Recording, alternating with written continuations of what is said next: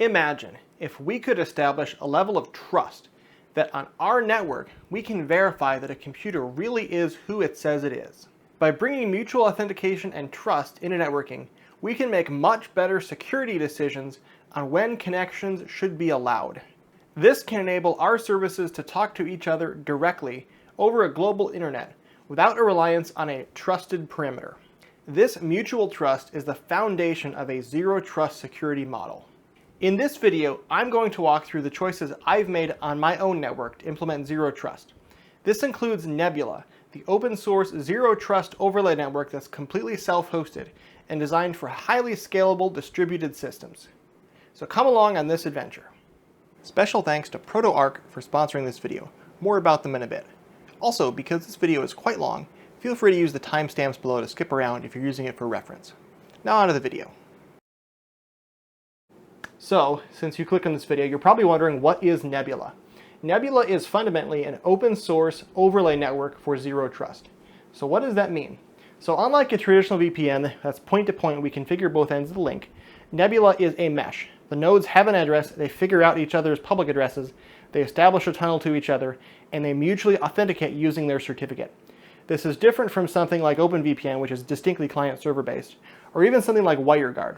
In WireGuard, the nodes establish a connection to each other via their keys, but only via their keys. If anyone has access to that key, they can establish the tunnel and it's all good. There's nothing that identifies what the client is other than it is a key. The key is the entire identity. And some solutions build upon this, so like ZeroTier has a mesh system that you configure through their interface. Tailscale also has a similar mesh system.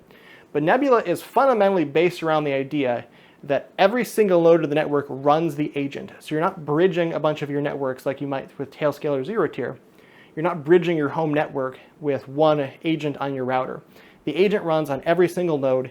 That node has a built-in firewall that runs on the node that checks the certificates of the nodes connecting to it, verifies their certificates, verifies what authority they have, what groups they're members of, and what they can access on the local server based on the certificate of the remote end. And so that's what Nebula is. It's entirely self-hosted, so we need a node that can communicate to everyone else. That is called the Lighthouse. So the Lighthouse sits at some place where it has a public address. All the other nodes can ask the Lighthouse how to get to the public address of any other node by its address on the Nebula network. So once everyone has Nebula installed, and they have the address of the Lighthouse or lighthouses, you can have more than one if you want, they all talk to the Lighthouse, they exchange their public addresses via the Lighthouse, and then they actually don't send any traffic to the Lighthouse, they send traffic directly to each other. So in IPv6, it will do point-to-point connections with firewall hole punching. If you're behind NAT in IPv4, it can do NAT hole punching as well. The only node that has to have any sort of port forwarding or anything is the Lighthouse, because the Lighthouse has to accept incoming connections, but everyone else can talk to each other directly. So then within the network, each node has a name and an address, and the address is an IPv4 address that's part of the Nebula subnet. But unlike a lot of other VPNs where addresses get assigned over DHCP, where you have whole routable blocks, every single node in the Nebula network has a /32 to itself. So when you sign the certificate for the node, that includes the address of that node. It cannot be forged. The node cannot pick its own address. It has to be the address in the certificate. So our certificate authority could randomly assign them. That's what I'm doing. In my case, I'm using a /16, so I have space for 65,000 hosts, which would be an outrageous number. But IPv6 thinking, we want to have as much space as possible. So yeah, that's Nebula. And now for a word from this video sponsor, ProtoArch, and their XK01 foldable full-size keyboard. If you're a person who's often on the go, it can be hard to balance the convenience of shooting off emails from your phone or tablet with the comfort of typing from a full-size laptop. With the XK01 foldable full-size wireless keyboard, you can bring the comfort of a full-size laptop keyboard with a numpad to hammer out those per-my-last emails on the go. It can pair with up to 3 Bluetooth devices at once, and has handy hotkeys to switch between the Bluetooth profiles on the go. It also features easy charging over USB-C, although it does not work as a wired USB keyboard. For sysadmins on the go, you might like the XK-M01 keyboard and mouse combo, because that also offers a 2.4 GHz USB dongle that you can plug into the front of your servers directly. I've been using it with my iPad for the past few days, and I'm pretty pleased with it. I can use it to write scripts when I'm out and about, without carrying my full backpack and laptop. It even works with my phone. If you're a Mac user, it has the correct icons for all the navigation buttons you're used to in the function row. If this sounds like something useful to you, follow my link in the video description to learn more. Now back to the video. If you're into tech buzzwords, you've probably heard about zero trust. And a lot of companies have opinions on what constitutes a zero trust architecture. So to understand that, let's take a look at an architecture that's definitely not zero trust. So this is a fairly traditional network. We have the internet, we have a firewall router connected to a LAN where we have a bunch of servers and clients. Everything on this side is considered trusted. We might not be using any authentication. Maybe we're just using basic passwords with no TLS. If you're not using TLS, I got a video up there if you want to implement TLS on your own internal network. So we might not be using TLS. We're not using good security practices in here. And we're relying on this firewall here to keep the outside out. Seems like a good idea, right? So now what happens if one of our computers on our trusted network gets infected? Well, this guy here, he got compromised. He got a virus. Now, the attacker can hit SSH on every one of our servers. They can nmap the whole internal subnet, find all of your security cameras that are just hanging out on the same network, all your unsecured web services. It's all there, it's all open. So, how can we constrain the blast radius so that a compromised computer can't get access to so many things? So now we can break our network up into more than one subnet. People often talk about this as VLANs, but VLANs are a transport which carry a subnet. So essentially, we break up our network into smaller chunks. So the firewall can filter traffic that routes between those subnets. We're still not filtering traffic on the subnet, so a compromised computer on a given VLAN or subnet can still attack everyone else on the same subnet, but we have some control at the firewall of routing between subnets. That seems great, right? But now we've pushed all of our traffic up to go through the firewall. So in this example here, if a client wants to talk to a server, all of his bandwidth has to go through the firewall and back. This means the size of our firewall has to get bigger and bigger and bigger as we start scaling with this method. If we want to have really high bandwidth between our servers and our clients, that means we need a really high bandwidth firewall now, which is quite beefy. So next up, we need to deal with people that are outside of our trusted network. So what happens if we have a guy working from home?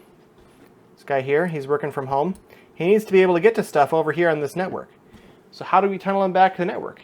So usually the solution is we open a tiny hole in the firewall for a VPN, and that brings one of our private subnets out to him working from home. So now our firewall has a perimeter that goes out to his computer just a little bit, and it's filtering traffic that comes through. The firewall's doing even more work.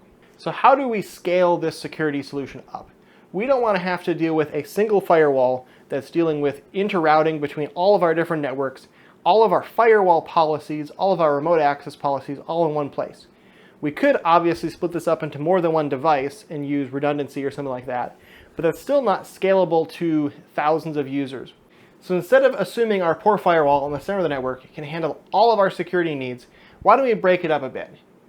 Let's see how that might look. So the first step in that is getting rid of the idea that any network is really trusted. So let's get rid of our trusted sign. And we'll get rid of our little red line and the firewall. Might as well get rid of the LANs while we're at it. So now the entire network is untrusted. We're just routing to and from the internet. We're not even doing any firewalls at the edge. Every node has a public IPv6, and everyone can talk to each other. So now we're going to bring the firewall to the node. So each node is going to be responsible for its own firewall to some extent, but just its own. So let's see how that looks. So now we're going to give every node its own little teeny firewall. So it can be responsible for filtering the traffic coming in and out of just itself. So it doesn't have to have the complete firewall rule set. It just needs to have the rules that involve it. So how can a node know what traffic it should accept? That's where certificates and trust come in. Instead of basing everything on our IP address and our ports, what we're going to now do is base everything on the certificate of the two ends of the connection. So we give everyone here their own little certificate. You get a cert, and you get a cert. Everybody gets a cert. So now every node has its own little firewall and its own certificate. And now all the node has to do to allow a connection is to verify that the other side has a valid certificate. Then it can trust that the information in that certificate is accurate because it was signed off by a certificate authority that we trust. So for example, that certificate could say that the connecting client is a member of the laptops group. And we could say this particular server is allowed to be accessed on port 443 by laptops. We read the cert says they're good, allow the connection through. That's the fundamental building block of zero trust, is basing everything on the certificate validation on both ends. Likewise, the client can see that the server it's connecting to has a certificate signed by the certificate authority and attested to certain parameters. It could be that it's a server, a production server, a development server, however you set that up. But both sides of the connection are mutually checking each other's certificate before they establish any sort of connection. And that is the foundation of zero trust. So all this sounds great in theory. How am I going to implement it on my own network in my own home lab? I am not paying for big enterprise software. I'm doing this as open source as possible. I have 3 solutions. The first solution, for management and access to services that are not for, general household use.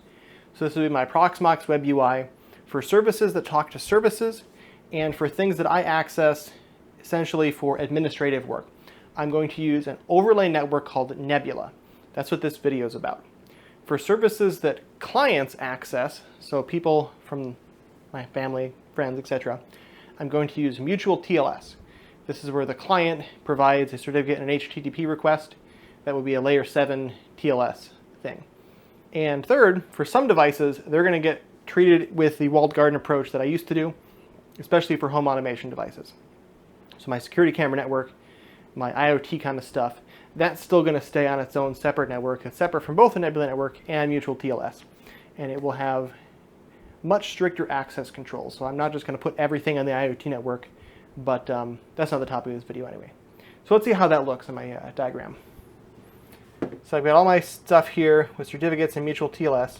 Then I'm going to come in and add Nebula. So some of the nodes are going to get Nebula.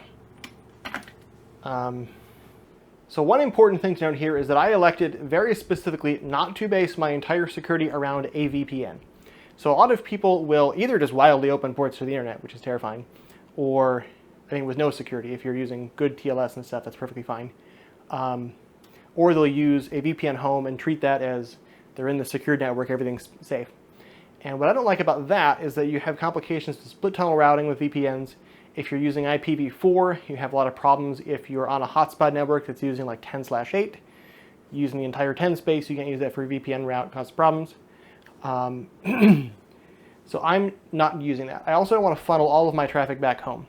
Now that doesn't mean I'm not going to run a VPN server, because it's still useful for me to tunnel my traffic through home if I'm on a network that's restrictive or blocking things. In that case, a VPN is great. But just as a way of securely accessing my services, I'm using the Nebula and the mutual TLS approach over the public internet without tunneling it through a VPN. And this also applies to cloud services. For example, if I run anything in Linode or Hetzner or any of those cloud services, I don't have to tunnel between them anymore. I can just have everything routed over the public internet and access it over mutual TLS or Nebula. And that simplifies routing a lot because I don't have separate routing tables for the VPN routes and things like that. It's all just dealt with as the internet deals with it, which is well. So finally, after all this talking, we're ready to set up the Nebula network. Well, we need to decide on what IP addresses we're going to use within the network. So I mentioned earlier that within the Nebula network, we can only use IPv4. Essentially what Nebula is doing is we are taking our host that's part of Nebula, we are blocking all ports so there's nothing coming in, and the Nebula is setting up a tunnel adapter to the Nebula subnet, whatever we choose that to be. And all of the access to and from the node is going to come through the Nebula subnet. So it's going to connect out through the firewall to the Lighthouse, and it's going to allow dynamic connections in from other Nebula nodes that it verifies the certificates of. And then it's going to tunnel connections directly between nodes. So traffic is getting sent directly. The Lighthouse is only used for finding other nodes and dealing with NAT traversal and things like that, but it's not actually sending traffic. And the Nebula network has its own subnet. So we need to decide how we're going to address that subnet. And because IPv4 is a complete mess, I've chosen to just take a random number that doesn't seem to be used and pick it for myself. It's called IPv4 squat space. It's real fun. So I chose the number 42 because it's the answer to life, the universe, and everything. So my network is going to be 42.69/16. So here I have a beautiful drawing of my network. So you can see the Lighthouse has a public name, ls1.applr.net. That resolves to the public IPv4 and v6 of the Lighthouse server. It could be running in your home lab, it could be running in a cloud, it needs very little resources. Then has the Nebula address 42.69.0.1. I gave it the first address. It's the only address in the system that all the nodes have to essentially memorize. Every other address we can find via DNS, except for the Lighthouse. So I randomly assigned an address to every other node. They have addresses, they're happy. You'll also note that I assigned everyone a DNS name at neb.applr.net. So this entire name, spaceship3.neb.applr.net, gets put into the certificate for that node. And when it talks to the Lighthouse memorizes all of the nodes that it's connected to, and it can serve those via DNS. So if you do a DNS query on the Lighthouse for spaceship3.neb.applr.net, it will return the internal Nebula address of Spaceship 3, which in this case is 42.69.73.46. What a mouthful. And so like good things, DNS is a good thing. We should be trying to use it to address all of our services. So if we address all of our services with their .neb domain instead of just the raw applr.net, we're sure we're going over the Nebula network because that's only going to return the Nebula address. Another cool feature of this is I can delegate this DNS zone from applr.net. So I have my DNS configured so neb.applr.net is an NS record pointing to the Nebula server, the Lighthouse. So if anyone anywhere in the world with any domain server does a query for spaceship3.neb.applr.net, they'll get back my 42.69.73.46. So it doesn't matter if my hosts are configured to use Nebula's DNS or some other DNS, or they're on some network that's forcing DNS, they'll still get the right result. Now they won't be able to use that result because they won't be on the Nebula network, but they'll be able to get the result. So no split horizon DNS, everything is public. So this has been a long video. Thought you guys might need to stretch your legs a bit, so I'll move you guys over here. Over here on the laptop, I have 3 terminal sessions. One is the local system, which is Spaceship 3, a laptop. I have an SSH into a cloud service, that is my Lighthouse, that is ls1.applr.net. In this case, it's in Linode. It's a nanode, the $5 a month. Hetzner is cheaper, but I already had an account at Linode. And the third SSH session is into one of my Proxmox systems. That's going to be our other node that we connect to over Nebula. So the first thing we have to do now to actually set up our Nebula network is download and install it. And thankfully, it's written in Go, so it's really easy. So come over here to GitHub, go to the Nebula page, click on Releases, and find the tar file for whatever architecture you have. It's going to contain 2 binaries, Nebula and Nebula cert. You just plop those into user local bin, and you're all good to go. No other dependencies.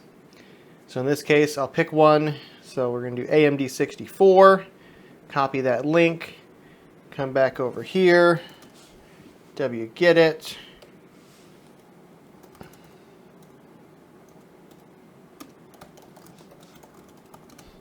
I'm just going to tell it to extract it straight into user local bin.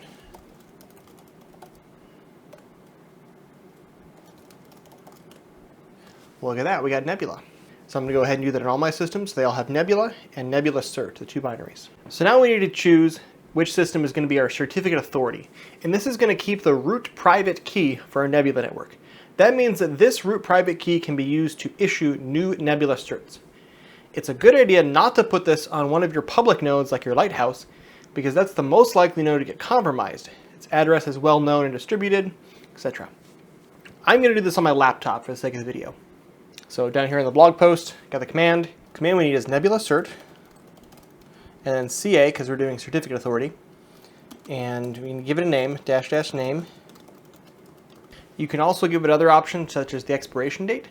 By default, Nebula certs have a lifetime of 1 year for CAs, and for host certs, they're 1 second less than the CA that issued them. So Nebula is designed to be rekeyed fairly regularly, not super regularly. So whatever automation you have set up to do periodic rekeying of like SSH keys, probably be good to rekey your Nebula keys as well. Ansible would be good for this, whatever automation you're doing on your servers. So now we have a file called ca.cert and ca.key. If we cat that, we can see it's pretty simple. Just says begin Nebula certificate, so it's not an X509 cert, but it looks kind of similar. And we can just copy and paste this around like this. Makes it nice and easy to transfer between machines.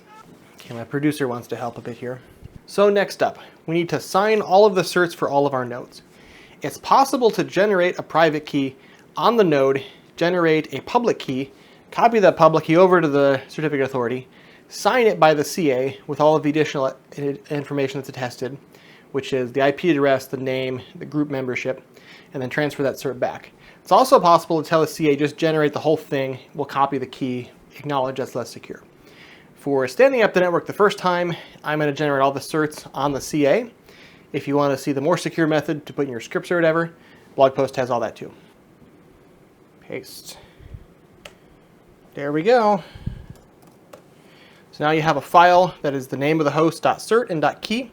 The .cert is the certificate, which is the public key plus all of the other stuff signed by the certificate authority, and the .key is the private key. So these are the files that we need to copy onto each machine, in addition to ca.cert, but not ca.key. So on each system, I'm going to go ahead and make a directory that's etc Nebula. That's where we're going to put our certs and our config and all that good stuff. And to make things easier on me when I write the configs, I'm going to name the files host.cert and host.key instead of leaving the long name. That way I can just put host.cert and host.key in the config file and copy and paste the config file from all the nodes. Nice and easy. Nebula also supports multiple certificate authorities at once. This would be used if you're in the middle of doing a key exchange. So when you update the certificate authority key, you can have the old key still valid for some time while you're in the middle of rekeying hosts. It's also possible to write firewall rules that include which certificate authority issued a user cert. So now that we have the ca.cert and the individual host keys copied to each host, let's write out the config file. We're going to start with the Lighthouse because it's a bit different than the other nodes. So I have an example config on my blog. Feel free to read it, and we're going to go through it section by section. So I'm going to copy and paste it in. I'm going to call it config.yml in etc Nebula. So this is written in YAML, obviously. It has normal YAML syntax rules. There's a number of different sections. So the first section is PKI. So that's the path to all of our keys. And just to make this easy on myself, I made this the same in all my systems, etc Nebula, ca.cert, host.cert, host.key. Obviously, you can do whatever you want.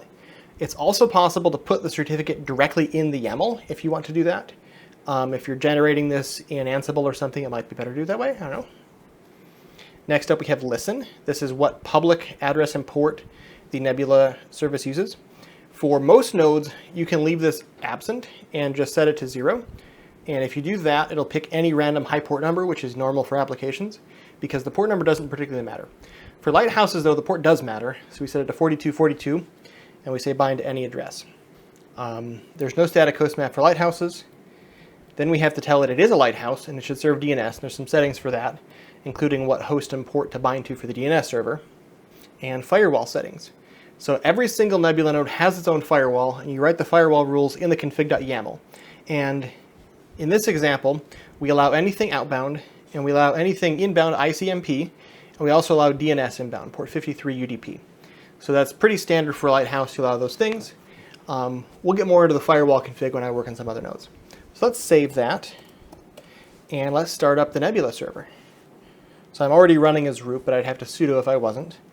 So nebula-config.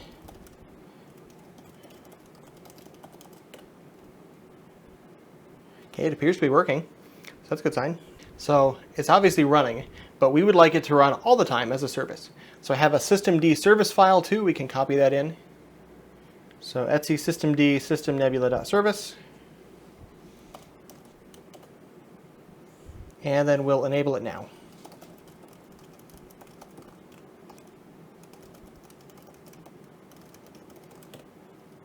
And there we go, Nebula is running on the Lighthouse. All good, that was the easy one. Now we're going to do the Proxmox system. So again, we already have our certain key, so let's edit the YAML. And again, I have an example on my website, we'll copy that in.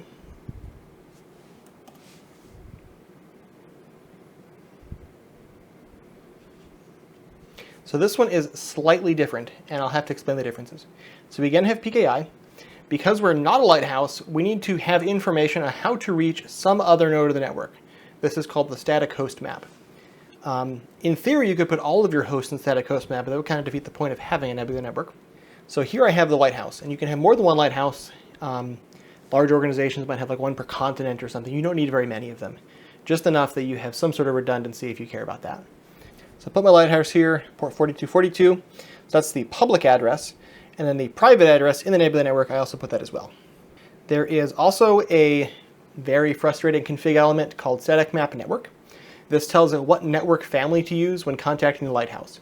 So when a Nebula node contacts Lighthouse, it gives Lighthouse all of the addresses on all of its interfaces, unless you tell it not to use an interface. And so by having that whole set of addresses, another host can look for overlaps. So if my host, for example, has two different IPv6 addresses, a IPv4 local address plus an IPv4 NAT address, public, the other nodes in the network will get all of those and they'll be able to try all of them. So if two hosts are on the same LAN, they can try to communicate over the LAN network because they're aware that they're both on the same subnet. Or they can try their IPv6 or whatever. So that works great.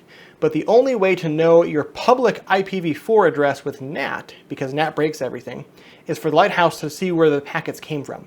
So when a node contacts Lighthouse, it has to prefer IPv4 so the Lighthouse can discover its v4 NAT address. It doesn't have to prefer v6 because its v6 address is globally routable and already known. So if you're on a host that has v4, you can set this to IP4. If you're on a host that does not have IPv4, like a lot of my servers, you have to set this to IP6. And if you have hosts that are only on 4 and only on 6, you have to bridge through a relay. That's at the end of the video. Gosh, this is long already. So anyway, this defaults to IP4. If you have IPv6 hosts, this is why it's maddening. So Lighthouse config for clients, instead of saying we are a Lighthouse, because we're not a Lighthouse, we put in the IP address of what the actual Lighthouse is. And for port, again, we said 0. Choose a randomly selected user port. It's a good choice. And firewall, we allow anything outbound, and we allow ICMP inbound. We'll come back to this later when we talk about the firewall. So again, we'll run it to make sure it works. It appears to have handshaked successfully over v4. It says it found 45, 56, 99, 69. That is, in fact, the IP address of ls1.appler.net until I delete it. We're going to use exactly the same systemd service as last time that works for lighthouses and non-lighthouses just as well. So laptop's up and running now too on the network. I use the same config as the server. Basically, you can use that as the template for all of your clients going forward. You're just going to have to change the firewall as needed. So now I should be able to ping. So 42, because it's the answer to life, the universe, and everything. And we're good citizens of IPv4 squat space and just choose whatever the hell we want. That's 69.0.1. Come on, Mac. So we have a decent ping time. Sometimes you'll notice the ping time is initially really high and then it drops down after a second or two. And that's it establishing the connection. So it looks like I have a decent ping time to wherever my Lighthouse is over the network. When the Lighthouse is in, I think, Georgia. I don't remember what data center I chose, but it's out there. So what if I ping PVE ring, which is on the same network as I am?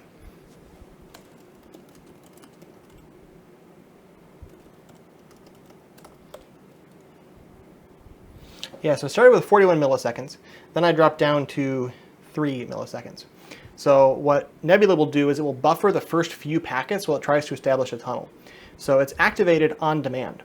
So when I ping and I send a packet to PVE ring, it'll initially receive the packet, then it'll have to establish the tunnel and do the handshake. And it'll queue up to 100 packets on the client while it does that handshake, and then send them all at once. So your initial ping will take a long time, maybe the first 2 or 3, and then it should drop down to whatever the actual line speed is with routing and with overhead of different things. So I mentioned earlier that hosts will talk to each other directly.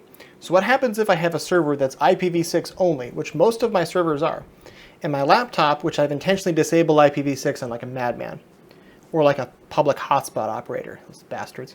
So first of all, can I ping the Lighthouse over the Nebula network? It's like, that's fine. The Lighthouse has access to both v4 and v6, so we're all good. Now what if I try to ping the Proxmox server, 212.1? Yeah, no tunnel going on there. And if I look at what's actually happening, it is handshake message sent, handshake timed out. So it's not able to connect to that other node, which is very unfortunate. So because we have an address family conflict, these two nodes can't directly talk to each other. They have to go through a relay. So let's edit our config on some of these nodes to enable relaying. My producer left. So when we do relaying, we have 3 nodes involved: the source, the relay, and the destination. So when the source wants to send a packet to the destination, it needs to open a tunnel. And it asks the Lighthouse very nicely for a list of all known addresses of the destination. Then it tries to establish a handshake on all those different addresses. When it's relaying, it essentially gets a list of additional addresses that are addresses of a node which can relay on behalf of the destination. So if it fails to connect directly to the node, it goes to that relay list and says, all of these nodes can relay. Let's try all their addresses. The other node involved is the relay. The relay doesn't have to know anything because it's automatically configured. All it has to know is that it's allowed to be a relay. The third node is the destination.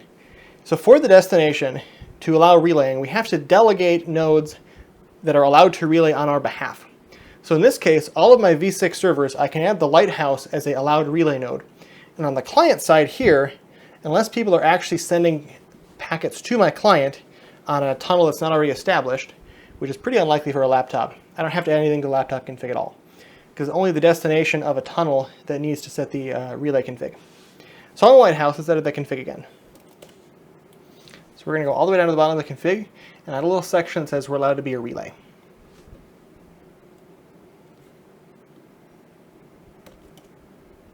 So it just says relay is true. Save that, restart the service. You can also do a reload too, which sends a sig hup to the process. That causes it to reload the config file. Then you don't lose your sessions. Then over here on the server, we're going to edit that config as well. This one gets a little bit more tricky, slightly.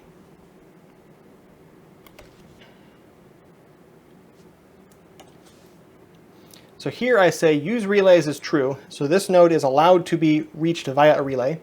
And what nodes on the Nebula network are allowed to relay on our behalf. So in this case, 42.69.1, that's the Lighthouse. So if you're deploying this on a grand scale, it might be a good idea to have 1 or 2 designated relay nodes in each region to do things like this, to deal with NAT traversal and things like that, especially if your servers are all v6 and you need some v4 gatewaying capability for your public hotspot laptops. So hopefully we don't need this too much, but in case we do, capabilities there. Save that, restart.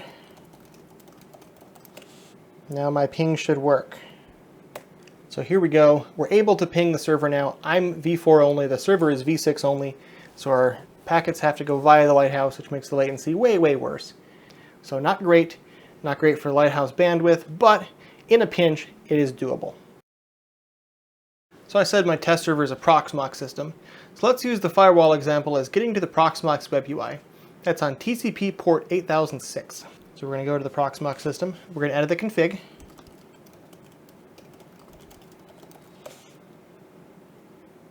So this is YAML, so we have to put all our firewall rules in one place, outbound, inbound. So the outbound section is packets that are leaving, or sessions I guess I should say, because this does connection tracking. So connections that are leaving our node versus connections that are coming in. So we have a list of outbound and inbound. So we want to allow certain users on port 8006.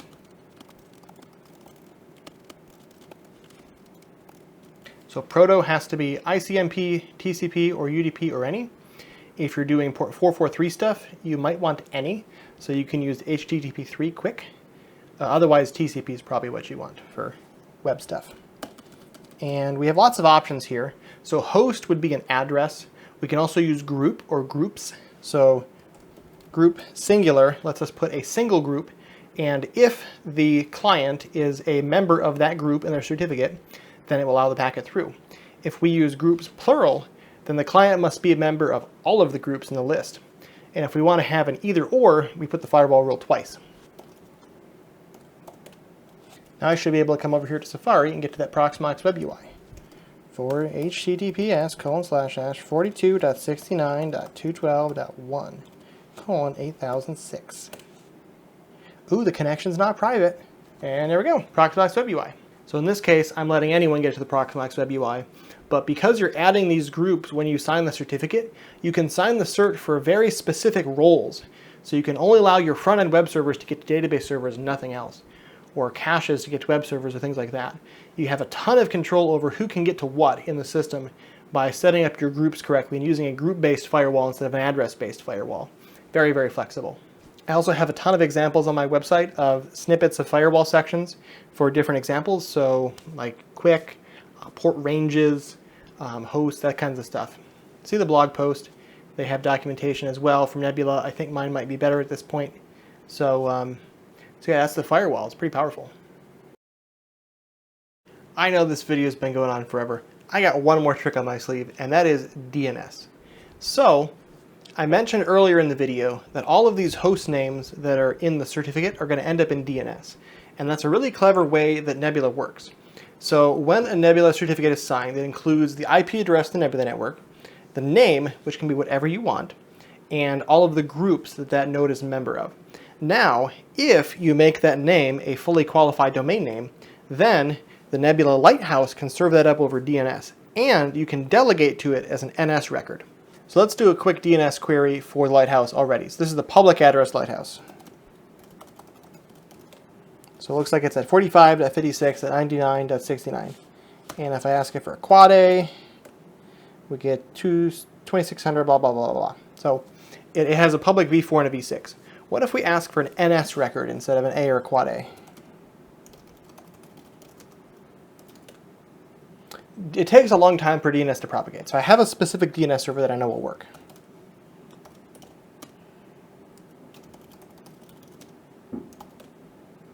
There we go. So we got ls1.appler.net. So that means is if someone tries to query a domain, they start with com, and they're like, how do I find Appelard? And it says, okay, you go there. Where's the name server? Then they query Appelard, and they say, how do I find Neb? And it says, ah, that's at a different name server. And it points them to ls1.appler.net. So then they look up ls1.appler.net, A or quad A, and they ask it, hey, where is spaceship3.neb.appler.net? And it knows because it's the Lighthouse. So by a public DNS here, because I'm not running the Nebula client now. If I switch over here, we'll close the Nebula client, so Nebula client's not running. And if I ask for spaceship3.neb.appler.net, there, so 42.69.73.46. And it queried it via the normal DNS methods. It didn't go over the Nebula network. So it can query it over the Nebula network, but it doesn't have to. You don't have to use split horizon DNS. Normal DNS works fine. You can keep using your Google Safe DNS or whatever else Chrome forces on you, and have a good time. So the other neat trick is if I do run the Nebula network, then I can ask over the Nebula network for the certificate. And this one you have to ask over the Nebula network. You can't ask over the public internet. So dig at 42.69.0.1. So let's ask for my own certificate.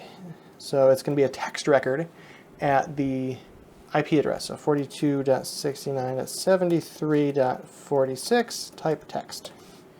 There we go. Name, spaceship3.neb.appler.net. There's my IP. Group, user, admin. Yeah, so I'm part of two groups. I have the public key, blah, blah, blah, blah, blah. So yeah, if you have an application that has a need to look at the certificates, when a client connection comes in, you can do a DNS lookup to the IP address as a text record. If you do that at the Nebula server, the Lighthouse, you'll get back a certificate, which is really cool. So this DNS integration is super helpful. You don't have to do a split horizon. Just point your NS record at the Lighthouse, and you're good to go.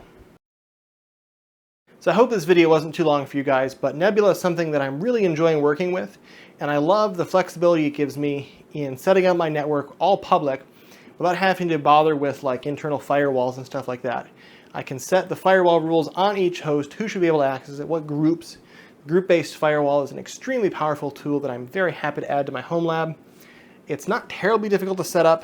You can self-host the Lighthouse in a Proxmox container. If you're using an LXC container, I have some additional tips on my website you'll need to worry about. So hopefully you enjoyed that adventure. Don't forget to read the blog post. It has all of the commands, all the config files, everything, all listed there. What else? Oh yeah, I have a Discord. See my link down below for the Discord. And I'll see you guys on the next adventure.